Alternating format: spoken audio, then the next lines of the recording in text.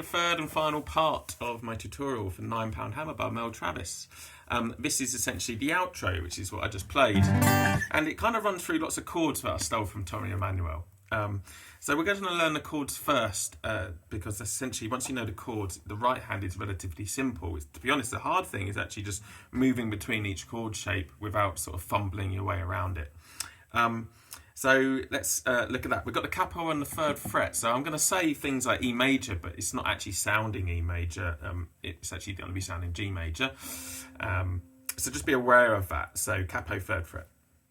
So the first chord coming up here in the box is an E major. So this is 2nd finger, 3rd finger, and 1st finger on the A, D, and G strings. And always play close to the frets, so you get a nice clear tone. If you don't play close to the frets, you're more likely to get buzzes. Doesn't sound very nice. So always play close to the frets. Yeah. Always run your fingers through the strings so you can hear whether that chord is sounding right. So we're going from an E to an A7. So I'm just moving the 2nd and 3rd finger down to the D and B string. Then we're going to put a bar on the 4th fret, and we're going to shape I guess it's like an E minor shape, I guess, on the G sharp minor 7 here. So it's a bar on the 4th fret, 3rd finger on the D string, 6th fret, and a little pinky on the 7th fret on the B string.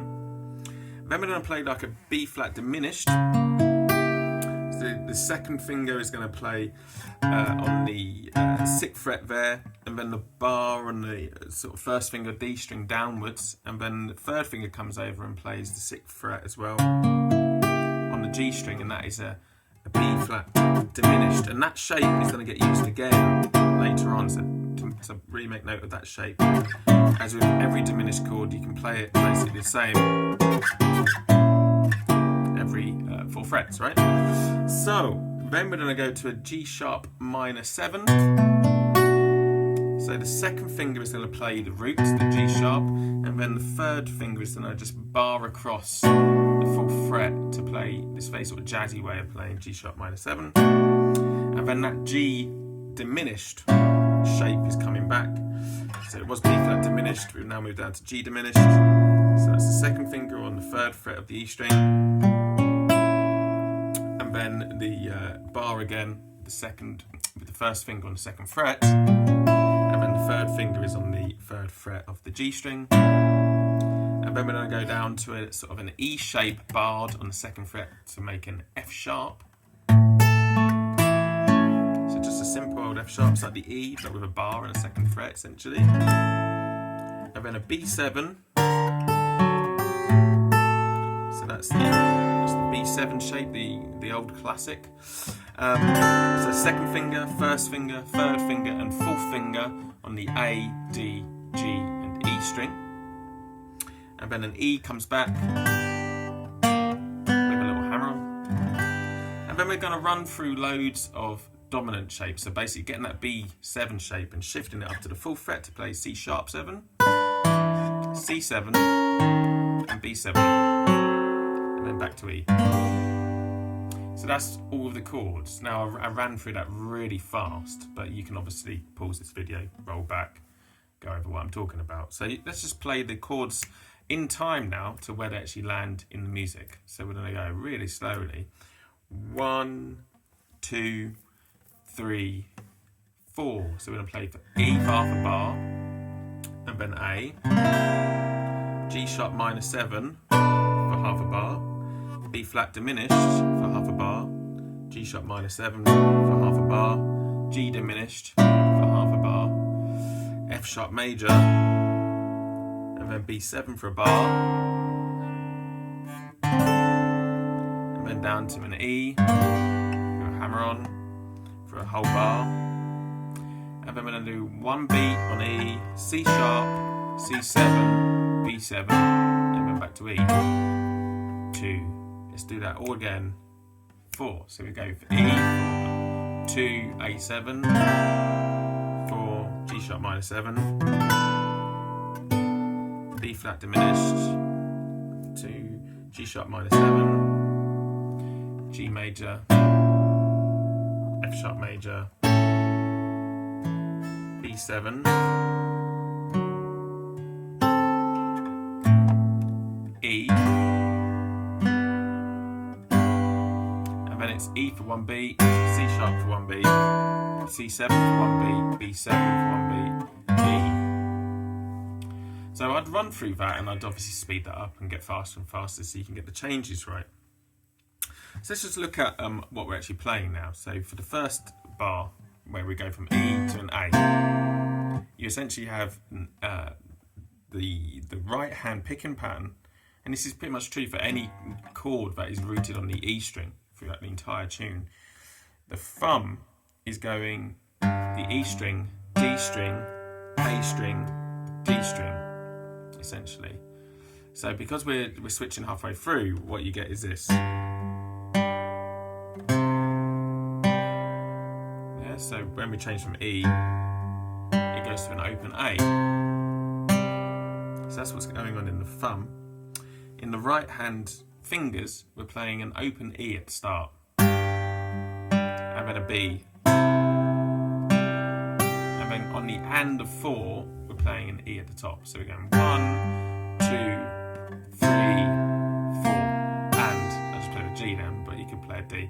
1, 2, 3, 4, and 1, 2, 3, 4,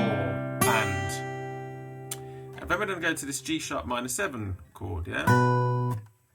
And the right hand again is going to do a pinch with the thumb, and then we're going to go to the middle finger. And again, because it's rooted on the E string, right? We're going to switch between the E and the D string. So we're going to get this.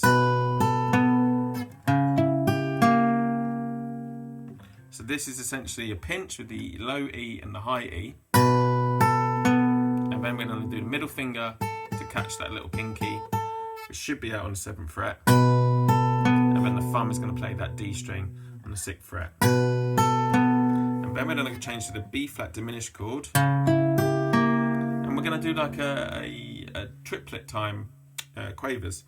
So we're going to go 1 and a 2, or in this case 3 and a 4. So this is where you play your thumb on the E string, the index, and then the middle in the right hand. So you get 3 and a, and then the thumb comes down for beat 4. 3 and a 4. And this is the B flat diminished chord, yeah. So you get 1, 2, 3, 4, so G sharp minor 7, and then B flat diminished. I'll play it 3 times.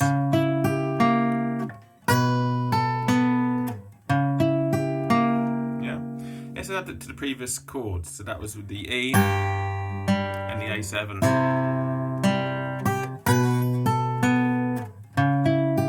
That's how that fits in. Yeah. So the hard thing about that is when you're at tempo, is this catching that E so you can lead into that note.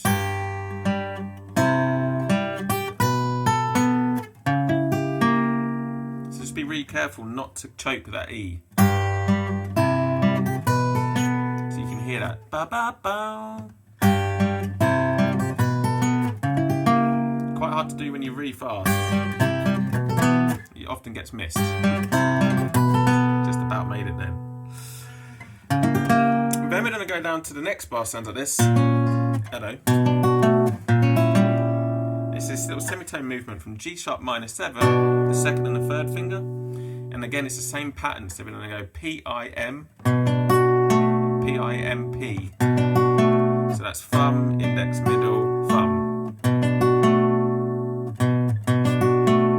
The same picking pattern on the right hand, but now over a G diminished. So you get 1 and a 2, 3 and a 4. 1 and a 2, 3 and a 4. So now we can add that to the previous phrase. 3, 4, 1, 2, 3, 4, and 1 and 2, 3 and a 4.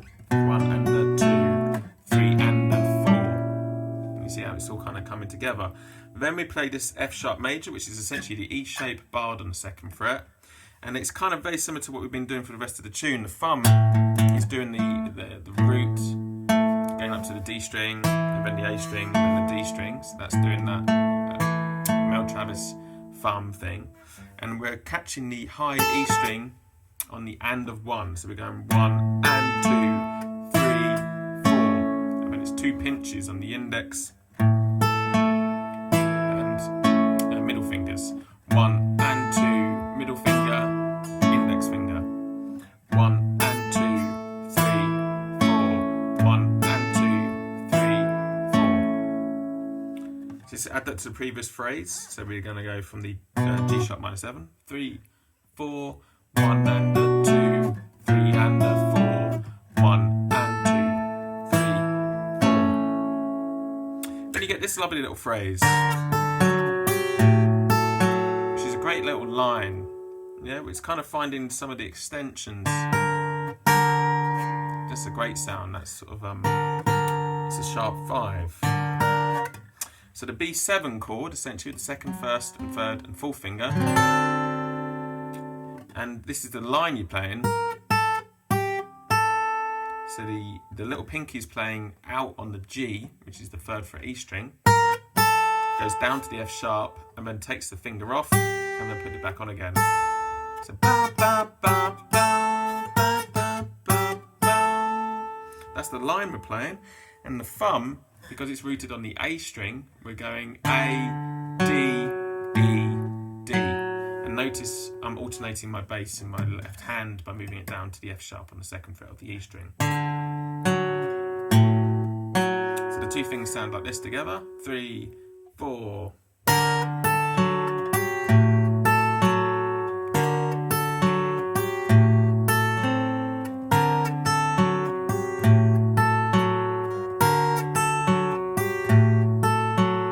So I'm paying close attention to my thumb here. I'm trying not to grab the guitar like a baseball bat. I'm trying to keep my thumb sort of straight and reasonably behind the neck, so it's not choking those top notes. Yeah? If you hold it like a baseball bat, the tendency is to choke the notes. So try to keep that thumb back, and then you're able to get your pinky out a little bit better. Then the next bar sounds like this. And this is essentially just an E major with a little hammer on, right? So again, the thumb is going E, D, A, D. We're pinching at the start, so we've got the ring finger. And then you're going from an open G and then hammering on to that G sharp, right, and then playing the index finger on the B string. And then that thumb is by itself. So 1, 2, and 3, and 4. 1, 2, and 3, 4. 1, 2, and 3, and 4. 1, 2, and 3, and 4. So those two bars sound like this together. 3, 4. 1, 2, and 3, and 4. Yeah.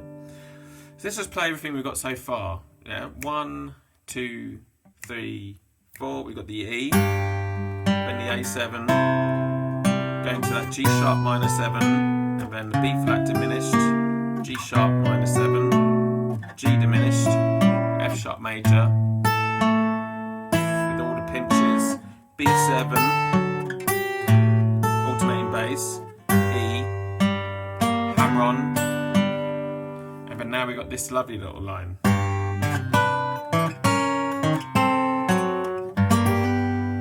Now this is quite tricky at speed, but great fun to play at a sort of mid-tempo. So this is the E, so you're just catching the pinch again with the high E, and then the thumb is going to play the A string, and the and of 1, so it's 1 and all of the other rhythms is essentially that same sort of rhythm, this sort of 2 and 3 and 4 and. So you're getting this 1 and 2 and 3 and 4 and. So like I said before, we're catching that B7 shape, we're shifting it up to the 4th fret for the C sharp 7. The thumb is catching the G string along with the high E, and then playing the bass note. And and then dropping down a semitone, and then dropping down another semitone, and this time playing the first finger on the D string, and then resolving to an E with a hammer. Yeah, so we're going 1 and 2 and 3 and 4 and 1. So 1 and 2 and 3 and 4 and 1. And what I prefer to do is actually play the bass notes separately, so you get this. So it sounds more sort of staccato and less dragged. This is the other way, which is quite nice as well, but I prefer the sound of that. It reminds me a bit more of that sort of Reverend Gary Davis, or it's actually a bit more what's his name? Blind Blake. It's a bit more like Blind Blake. A bit more ragtime, I guess, right? So let's put all that together. 1, 2, 3, 4. So we got the E, the A7, G sharp minor 7, B flat diminished, G sharp minor 7, G diminished, F sharp with the pinch on beats 3 and 4, B7, alternating the bass, E with the hammer on, and then this lovely line, a la Blind Blake. Thanks very much for watching, guys. I hope you've enjoyed it. Please subscribe to my YouTube channel if you have not already done so, and enjoy playing this beautiful tune. Thank you.